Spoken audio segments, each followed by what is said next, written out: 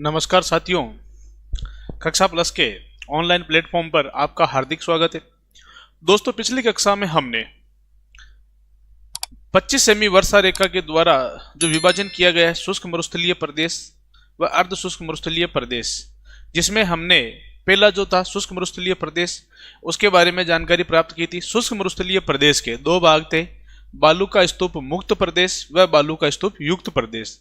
पिछली कक्षा में हमने बालू का स्तूप मुक्त प्रदेश के बारे में जानकारी प्राप्त की थी, जिसमें से आपने पढ़ा था गोलाकार 56 की पहाड़ियां, यानी कि मुक्त है तो वहां पर आपके क्या है, पहाड़ियां या चट्टानें पाई जाती है, जिन्हें हम गोल आकृति की पहाड़ियां, मुख्य रूप से उन्हें हम कहते हैं 56 की पहाड़ियां। इनके बारे में हमने पढ़ लिया था। आज हम दोस्तों बात करेंगे जो दूसरा भाग है इसका, बालू का स्तूप मुक्त प्रदेश, इसके बारे में हम जानकारी प्राप्त करेंगे। चलो बिना विलंब किए हुए आज की कक्षा की हम शुरुआत करते हैं। बालू का स्तूप युक्त प्रदेश। देखो साथियों, बालू का स्तूप युक्त प्रदेश यानी कि जहां पर आपके बालू का स्तूप या रेत के टीले पाए जाते हैं, मुक्त में वह नहीं पाए जाते, वहां पर आपके चट्टानें पाई जाती है। बालू का स्तूप युक्त प्रदेश यह मरुस्थलीय प्रदेश के 58.5% या 58.50% भूभाग पर फैला हुआ है। यहां पर सर्वाधिक व विभिन्न आकृतियों के, सर्वाधिक के साथ साथ विभिन्न आकृतियों के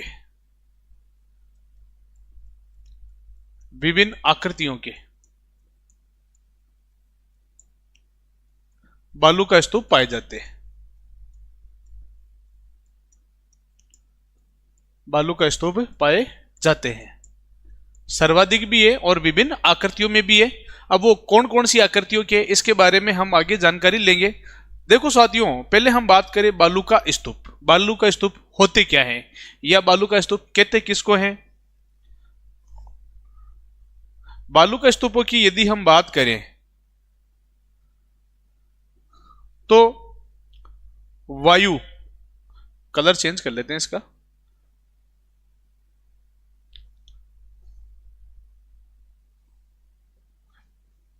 वायु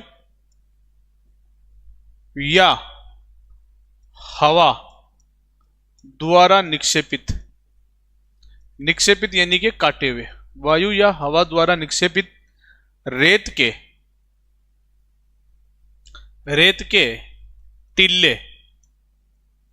टिल्ले क्या कहलाएंगे, वह अपने कहलाएंगे बालू का स्तूप। बालू का स्तूप कहलाएंगे। ठीक है दोस्तों, वायु द्वारा या हवा द्वारा जो आपके अपर्दन की प्रक्रिया होती है, उस अपर्दन की प्रक्रिया के द्वारा जो बड़े बड़े रेत के टिल्ले होते हैं, वह एक स्थान से दूसरे स्थान पर या फिर विभिन्न आकृतियों में उनका क्या जारी रहता है, अपर्दन यानी कि मिट्टी का कटाव जारी रहता है, जिससे आपके आगे जाकर नई आकृति के जो रेत के टिल्ले बनते हैं उन्हें हम कहते हैं बालू का स्तूप। देखो दोस्तों, मिट्टी का अपर्दन आपके दो प्रकार से होता है। एक तो होता है जल अपर्दन, जो नदियों के द्वारा या जहां पर आपके मूसलाधार वर्षा होती है या सर्वाधिक वर्षा होती है, वहां पर जो अपर्दन होता है वो होता है जल अपर्दन। जबकि मरुस्थलीय क्षेत्रों में जो अपर्दन होता है वो वायु के द्वारा होता है, या वायु द्वारा मतलब जो मिट्टी का घटाव किया जाता है उसे वायु अपर्दन कहते हैं। तो यहां पर आपके बालू का स्तूप युक्त प्रदेशों में या मरुस्थलीय क्षेत्रों में वायु या हवा द्वारा निक्षेपित रेत के टीले होते हैं, वह आपके क्या कहलाते हैं, वह कहलाएंगे अपने बालू का स्तूप। अब धोरे रेत के लेहरदार टीले, रेत के लेहरदार टीले ये अपने क्या कहलाते हैं, ये कहलाते हैं धोरे कहलाते हैं। ठीक है, फिर है आपके दरियन किसको कहते हैं, तो जो अपने धोरे होते हैं, धोरे को जैसलमेर जिले में या धोरों को जैसलमेर जिले में स्थानीय भाषा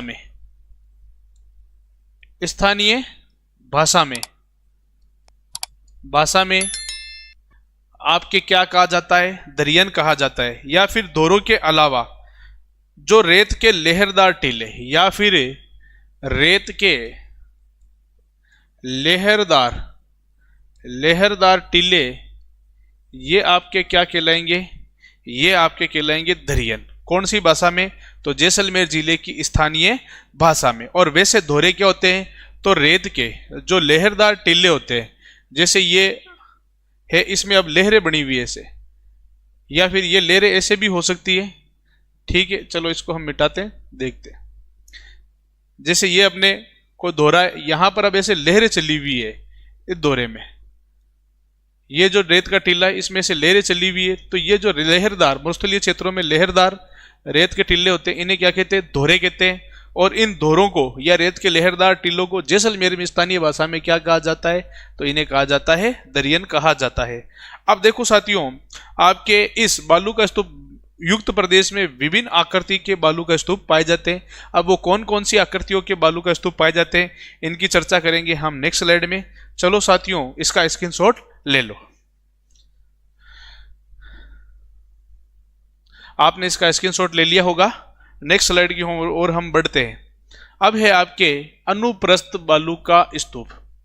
अनुप्रस्थ बालू का स्तूप, पहले हम बात करें अनुप्रस्थ बालू का स्तूप होते क्या हैं, यानी कि हम इसकी यदि परिभाषा देखें तो हम बात करेंगे आपके वायु की दिशा के समकोण पर।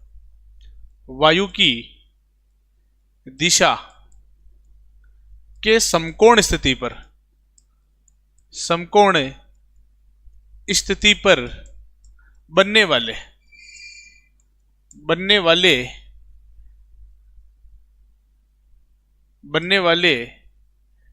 रेत के टीले या बनने वाले रेत के बालू का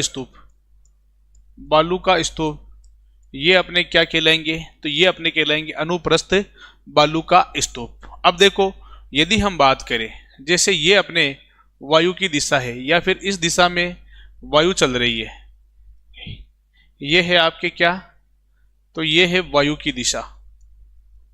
वायु की दिशा, इस वायु की दिशा में जैसे हम बात करें तो इस समकोण स्थिति पर जो अपने ये रेत के टीले बनते हैं, इन रेत के टीलों पर या फिर बालू का स्तूप, ये आपके क्या कहलाएंगे? ये आपके कहलाएंगे क्या?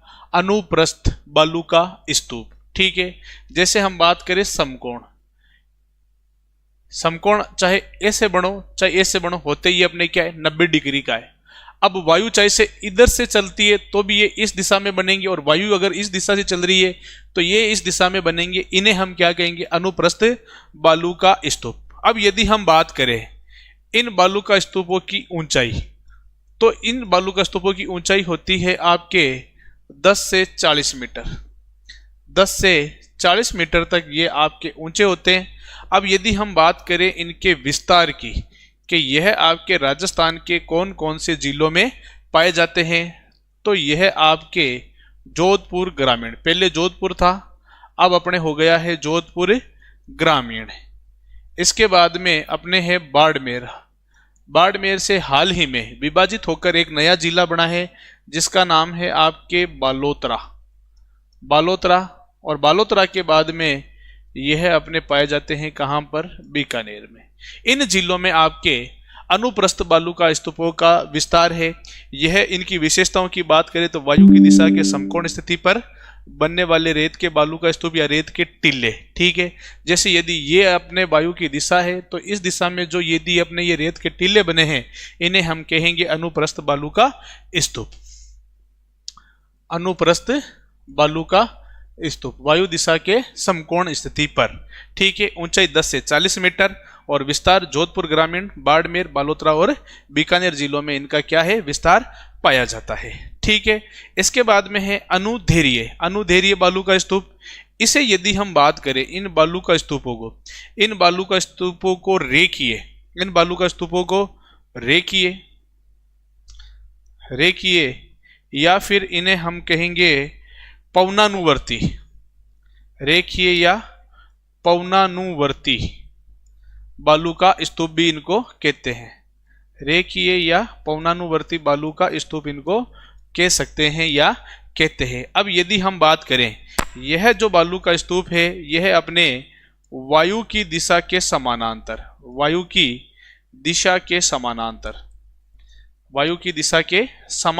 यह अपने बनते हैं। अब वायु की दिशा के समानांतर यह अपने कैसे बनेंगे? जैसे यदि हम बात करें यह अपने क्या है? तो यह अपने वायु की दिशा है, ये आपके क्या है, वायु की दिशा। इस वायु की दिशा को आप इधर से भी ले सकते हो, परंतु मरुस्थल का विस्तार पश्चिम से पूर्व दिशा की ओर है, तो ये अपनी पश्चिम दिशा है, ये अपनी पूर्व दिशा। अब जैसे ये वायु की दिशा है, इस वायु की दिशा में जो ये अपने देखने को मिलते हैं क्या, बालू का स्तूप, इन्हें हम क्या कहेंगे, तो इन्हें कहेंगे हम अनुदैर्घ्य, अनुदैर्घ्य या फिर रेखीय, रेखीय बालू का स्तूप, बालू का स्तूप कहेंगे। ठीक है। अब यदि हम बात करें इन बालू का स्तूपों की ऊंचाई, तो इनकी जो ऊंचाई है वो ऊंचाई थोड़ी ज़्यादा रहती है। इनकी ऊंचाई रहेगी आपके 10 से 60 मीटर के मध्य इनकी ऊंचाई रहेगी। अब यह यदि हम बात करें क्षेत्र में कि राजस्थान के कौन कौन से जिलों में इनका विस्तार है, तो इनका जो आपके अनुप्रस्थ बालू अनुदैर्घ्य बालू का स्तूप है, इनका विस्तार, इनका विस्तार आपके जैसलमेर, जैसलमेर, फलोदी, हाल ही में नया जिला बना है फलोदी, इसके बाद में अपने बीकानेर, बीकानेर के बाद में अपने सूरतगढ़, और हाल ही में गंगानगर से विभाजित होकर नया जिला बना है कौन सा, अनूपगढ़। इन जिलों में आपके अनुदैर्घ्य बालू का स्तूप या रेखीय बालू का स्तूप या फिर पवनानुवर्ती बालू का स्तूपों का क्या है, सर्वाधिक विस्तार है। ठीक है दोस्तों, उम्मीद करता हूं आपको समझ में आया होगा। चलिए आप इसका स्क्रीनशॉट ले लीजिए। नेक्स्ट हम आगे बात करेंगे बरखान बालू का स्तूपों के बारे में। इसका स्क्रीनशॉट ले लो दोस्तों। चलिए दोस्तों, आपने इसका स्क्रीनशॉट ले लिया होगा। अब यदि हम बात करें, नेक्स्ट है आपके बरखान प्रकार के या बरखान आकृति के बालू का स्तूपों के बारे में।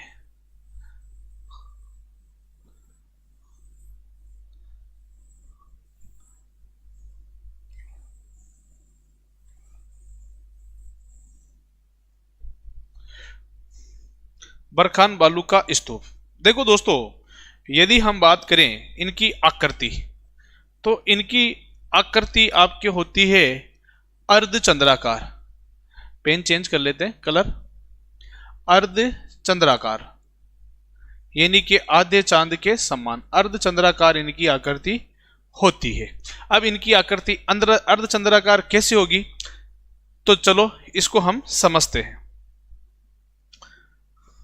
जैसे आपके यह बालू का स्तूप है, अब हवा क्या करेगी, अपनी गति से, हवा क्या करेगी, अपनी गति से इस मध्य की क्षेत्र की मिट्टी को उड़ाकर अपने साथ ले जाएगी, ले जाएगी। तो इनकी आकृति कैसे रह जाएगी, अर्धचंद्राकार।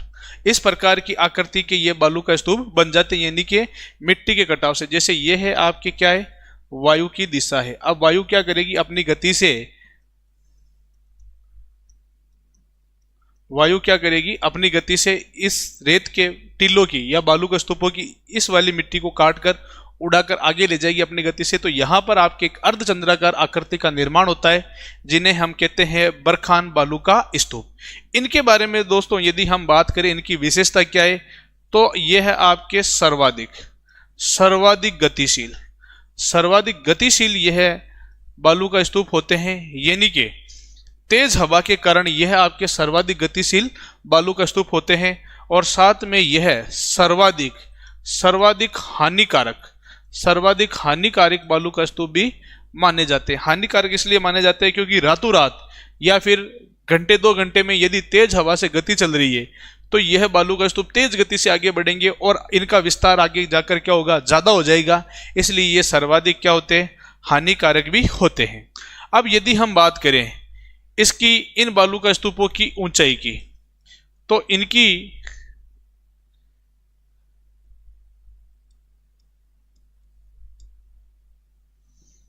ऊंचाई की, तो इन बालू का स्तूपों की जो अपने ऊंचाई होती है वो थोड़ी कम होती है, 10 से 20 मीटर के मध्य इनकी ऊंचाई होती है। फिर यदि हम बात करें इनकी चौड़ाई, तो ये जो चौड़ाई है, ये चौड़ाई इनकी ज्यादा होगी।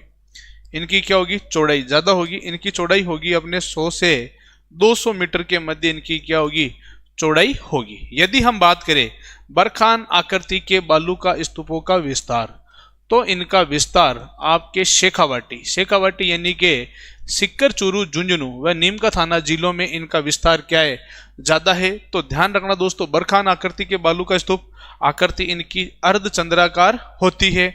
ये सर्वाधिक गतिशील व सर्वाधिक हानिकारक भी होते हैं। ऊंचाई 10 से 20 मीटर की होती है, चौड़ाई 100 से 200 मीटर की होती है और इनका विस्तार आपके शेखावाटी क्षेत्र यानी कि सिक्कर, चूरू, झुंझुनू जिलों में, और एक नया जिला बनाया हाल ही में सिक्कर व झुंझुनू से अलग होकर नीमका थाना, इन जिलों में इनका विस्तार ज्यादा है। चलिए दोस्तों, इसका स्क्रीनशॉट ले लीजिए। नेक्स्ट स्लाइड पर हम आगे चलते हैं। दोस्तों, आपने इसका स्क्रीनशॉट ले लिया होगा। अब हम आगे बात करेंगे नेक्स्ट स्लाइड पे पैराबोलिक बालू का स्तूप। पैराबोलिक बालू का स्तूप की दोस्तों यदि हम बात करें तो यह बालू का स्तूप, पैराबोलिक बालू का स्तूप, पेन चेंज कर लेते हैं। यह बालू का स्तूप, यह बालू का स्तूप है मरुस्थलीय वनस्पति, मरुस्थलीय वनस्पति, मरुस्थलीय वनस्पति के सहयोग से, वनस्पति के सहयोग से निर्मित होते हैं। अब देखो, मरुस्थलीय वनस्पति के सहयोग से निर्मित कैसे होंगे? जैसे यदि हम बात करें कि जैसे ये मरुस्थलीय क्षेत्र में छोटी छोटी कोई झाड़ियां या फिर वृक्ष है, इस आकृति के ये वृक्ष है, तो ये क्या करेंगे, इनके सहयोग से इस तरीके से ये आपके निर्मित होंगे। इस तरीके से ये बालू का स्तूप निर्मित होंगे इस वनस्पति के आसपास मरुस्थलीय क्षेत्र में पाए जाते। इनके बारे में यदि हम बात करें आकृति, इनकी आकृति के बारे में क्वेश्चन पूछा जाता है कि पैराबोलिक बालू का स्तूपों की आकृति कैसी होती है, तो इनकी आकृति होती है आपके महिलाओं के हेयर पिन, महिलाओं के हेयर पिन के समान, हेयर पिन के समान, जिनसे महिलाएं अपने बालों को बांध कर रखती है, उनके समान इनकी आकृति होती है पैराबोलिक बालू का स्तूपों की। ठीक है। अब यदि हम बात करें इन बालू का स्तूपों का विस्तार, विस्तार कौन से जिले में है, तो इनका विस्तार आपके बीकानेर, बीकानेर जिले के आसपास के क्षेत्रों में इस आकृति के बालू का स्तूप अपने सर्वाधिक पाए जाते हैं। इसके बाद में है अपने ताराबोलिक बालू का, ताराबोलिक बालू का स्तूप। ताराबोलिक बालू का स्तूपों की यदि हम बात करें कि ताराबोलिक आकृति के बालू का स्तूप, तो यह अपने तारे के समान, तारे के समान आकृति के, तारे के समान आकृति के होते हैं, आकृति के बालू का स्तूप। अब ये बालू का स्तूप कैसे निर्मित होते हैं, तो इन बालू का स्तूपों की यदि हम बात करें तो आपके विभिन्न दिशाओं से चलने वाली हवाएं अपने साथ मिट्टी उड़ाकर लाती है। जैसे यदि हम बात करें इस तरफ से कोई हवा आ रही है तो वो अपने साथ क्या लेकर आएगी, मिट्टी उड़ाकर लाएगी। इधर से आ रही है तो वो भी अपने साथ मिट्टी उड़ाकर ला रही है। इधर से आने वाली हवा भी अपने साथ मिट्टी उड़ाकर ला रही है। इधर से आने वाली हवा भी अपने साथ मिट्टी उड़ाकर ला रही है। इधर से आने वाली हवा भी अपने साथ में मिट्टी उड़ाकर ला रही है। तो ये अलग अलग दिशाओं से चलने वाली हवाओं के द्वारा निर्मित जो बालू का स्तूप होते हैं वो आपके होते हैं ताराबोलिक, यानी कि स्टार की आकृति के। ठीक है। अब यदि हम बात करें ताराबोलिक आकृति के बालू का स्तूपों का विस्तार कौन कौन से क्षेत्रों में, तो यह अपने पाए जाते हैं मोहनगढ़, मोहनगढ़ व पोखरण, मोहनगढ़ व पोखरण ये अपने आते हैं कौन से जिले में, तो ये अपने आते हैं जैसलमेर जिले में। इसके बाद में यदि हम बात करें तो अपने हैं सूरतगढ़, सूरतगढ़ यह अपने आते हैं कौन से जिले में, तो सूरतगढ़ आता है अपने श्री गंगानगर जिले में। तो सूरतगढ़, मोहनगढ़ और पोखरण, इन जिलों में जो आपकी आकृति के या तारे की आकृति के जो बालू का स्तूप पाए जाते हैं इन्हें हम ताराबोलिक आकृति के या ताराबोलिक बालू का स्तूप इन्हें हमें कहते हैं। इसके बाद में है सब्र काफिस, सब्र काफिस। यदि हम बात करें कि सब्र काफिस आकृति के बालू का स्तूप कैसे होते हैं, तो दोस्तों छोटी छोटी झाड़ियां, यानी कि मरुस्थलीय क्षेत्रों में छोटी छोटी झाड़ियों के सहयोग से, झाड़ियों के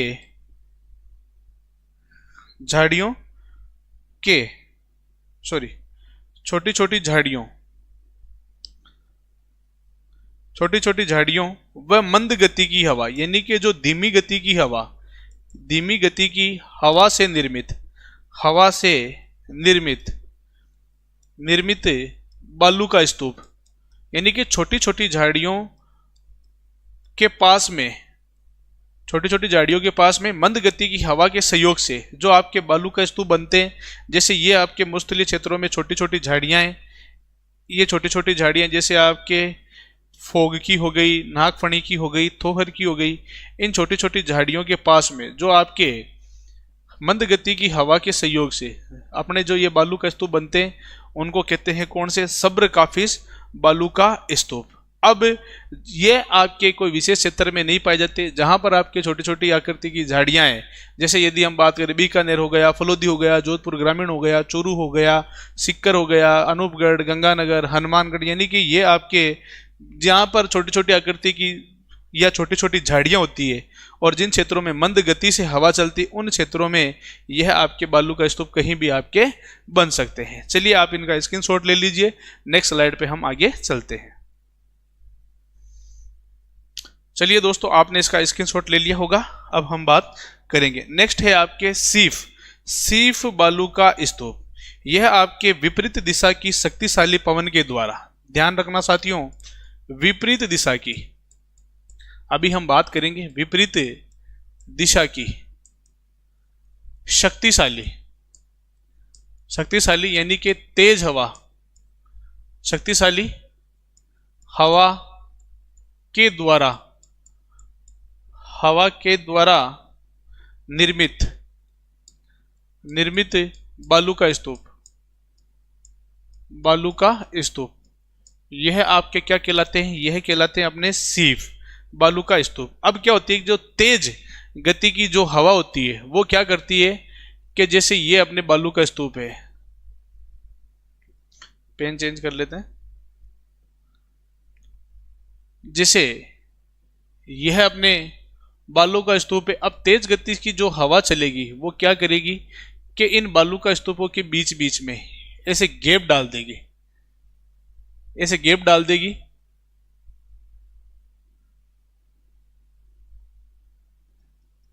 तो ये इस प्रकार के जो आपके बालू का स्तूप है,